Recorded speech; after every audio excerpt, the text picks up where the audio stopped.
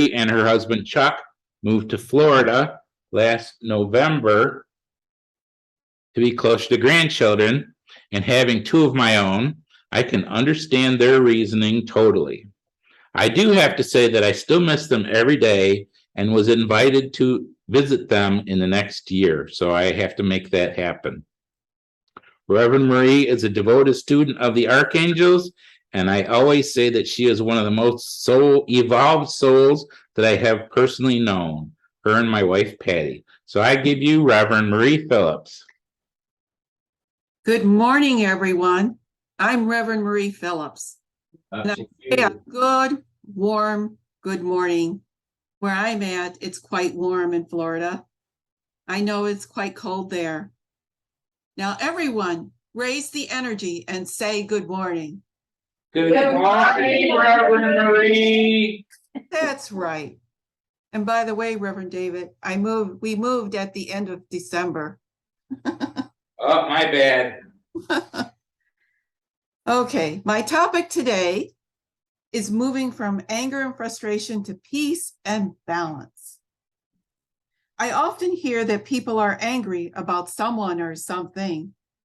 Sometimes people tell me there are various groups of people that are angry and do not know who or what to express it to. They want to blame someone or something. Let us first talk about anger. It is a signal and one worth listening to. Our anger may be a message that we are being hurt, that our rights are being violated, that our needs or wants are not being adequately met, or simply that something is not right. Our anger may tell us that we are not addressing an important emotional issue in our lives, or that too much of ourself, our beliefs, values, desires, or ambitions is being compromised in a relationship. My husband once had a boss who would get angry every time something happened at home with his wife. Then he would proceed to continue with the anger by being angry with everyone that crossed his path that day, no matter what. With the law of attraction, the more you get into the energy of anger, the more of the same that comes back to you. Anger puts us into a state of imbalance and chaos. It is important to remember that anger does not solve anything. It builds nothing, but it can destroy everything. Ralph Waldo Emerson once stated, "For every minute you remain angry, you give up 60 seconds of peace of mind." We all have times of anger. There have been many times I've been angry. I have learned to get to the source of the anger or frustration and move to a state of peace. Sometimes one might be frustrated about something they are not able to change at the moment. Dr. Wayne Dyer's father had walked out on his wife and two sons when he was a toddler. At a young age, he had thought that there was something wrong with him. Then, from confusion, it led to resentment, which sparked anger. All of it was held inside. During his college years, it started seeping out. Little things would send him into a full-blown tantrum. This went on for years. At some point, he began to realize that adults make mistakes, and we are doing the best we can. He learned about his father's upbringing and why he did the things he did. He was able to see all the good things that came out of his father's irresponsibilities. It was his lack of child support payments that drove him to make his own money as a teenager. He witnessed his mother's relentless work ethic to keep food on the table that showed him how to grind. It was his lack of parenting skills that inspired his brother to be a wonderful father he is. After many years, and there were many, he chose to forgive his father completely. With that forgiveness came a letting go of his anger and resentment that was built up inside of him. Dr. Wayne Dyer was now at peace with his father. The anger and resentment no longer continued to show up on the outside. Dr. Wayne Dyer freed himself from self-destruction behavior patterns, beliefs, and judgments. He no longer let his past guide him. The past was over, and he was now experiencing the present moment, without enslaving himself to his previous perceptions and beliefs of his father. He learned to love his father for who he was. People get stuck in their emotions of frustration, anger, and resentments. We have all had various times where that has happened. We can ask ourselves, what about this situation? What about this situation that makes me angry? What is the real issue here? What do I think and feel? What specifically do I want to change? Let us look at the situation that might occur. Perhaps we can see our frustration at rush hour traffic. And perhaps you can calm it down by listening to the radio, music, or just take deep breaths. But a lot of times, just letting go is not possible in the moment. What we can do is to feel fully those painful feelings and allow them to unfold and release over time. The letting go happens through the process of letting be. Think about that. Letting be. It is important to meet ourselves as we are, with patient, tender awareness, and allow the sadness, tears, and all. It is only by surrendering to grief and heartbreak that we eventually come to a resolution with loss. Through this process, we find peace by not fighting, by not resisting, or thinking our experience should be different, or our emotions should be over.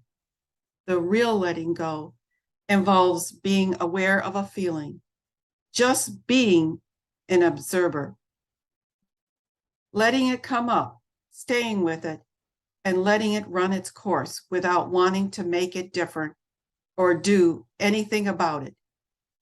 It means simply to let the feeling be there and to focus on letting out the energy behind it.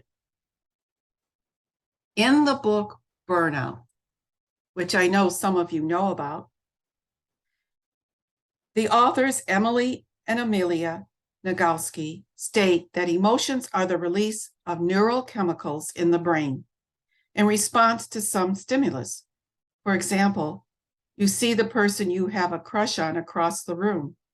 Your brain releases a bunch of chemicals, and that triggers a cascade of physiological changes.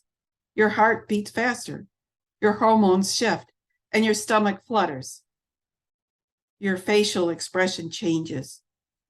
Emotion is automatic and instantaneous. There are chemical changes that take place with anger, anxiousness, frustration, fear, joy, love, and peace. They affect our bodies differently. Emily and Amelia felt that emotions are tunnels. If you go all the way through them, you get to the light at the end. Exhaustion happens when we get stuck in the emotion. Learn to be an observer of your anger. Just feel it. Feel it fully and let it go through. Allow it to heal however time it takes. It is not about just letting go. It takes time and much healing. American Indians had a ritual when they gathered together in the evening, making a circle around the campfire to discuss the events of the day. Everything they did not like, they threw into the flames. It is the same principle that has been taught by virtually every religion of the world. When we are not releasing our daily burdens and forgiving all, we are not at peace with ourselves, and it builds within ourselves. The power of forgiveness transforms anger into compassion, bitterness into sweetness, anxiety into peace. This is a great gift that we can give to those who are burdened by their mistakes. Remember, we are perfectly imperfect as human beings. We are going to make mistakes. If you feel a negative emotion such as anger, stop and ask your higher self or your guides, what is the message? What do I need to look at in my life or do differently? Learn to pay attention to the slightest feelings of irritability, resentment, or negativity. Is there any area you consistently have negative feelings about? Stop for a moment and ask for a message on this area. It is through being challenged that we grow. To grow with joy, it is important to follow your inner messages and make small, easy changes, very small. Then things will not get so out of balance, and you will not create situations that trigger strong, intense feelings. Observe how much you take your thoughts to be reality.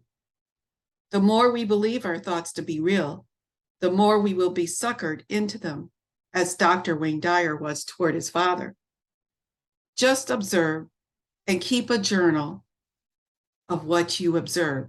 If you don't want to write it, record your observations. All of us probably know people whose lives go from one crisis to another.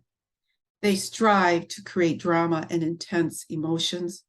They picture peace and balance as moving back and forth between extremes. I have a sister that loves drama.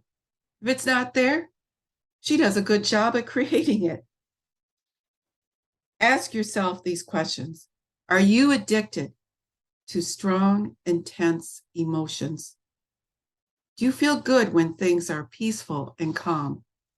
Or do you begin to worry about what will go wrong next? It takes great patience to get used to being calm. A good question to ask is, do we at times strive on drama? It is important to be in a state of balance in handling the number of things we all have to deal with every day in a way that is peaceful and healthy to us, in a way that contributes to our higher growth and higher good. Dr. Wayne Dyer had many times of anger toward his father, which came out in other fits of anger. When he forgave his father and forgave himself for the anger, he was able to let go of the emotional feeling of anger and bring himself to a state of peace. To bear grudges, to harbor hate, to seek revenge are all self-defeating and lead you nowhere. They keep you from moving forward and starting again. They serve only to exhaust and deplete you. Our challenge is to listen carefully to our own anger and use it in the service of change.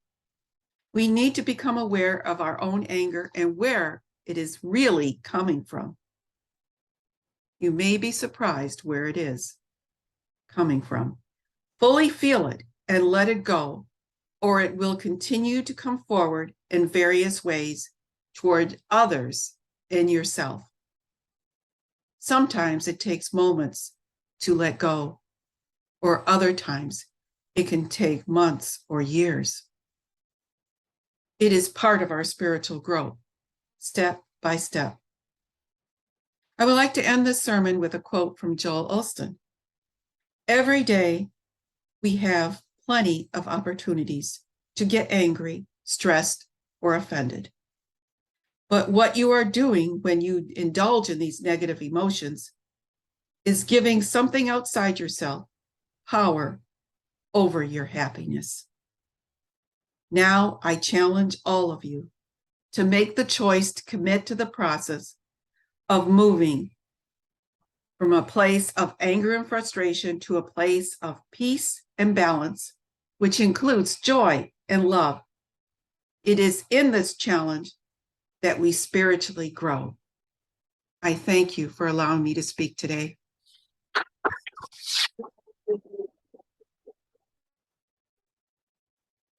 Thank you, Reverend Marie. First, I want to say something about that challenge she just said. Progress, not perfection.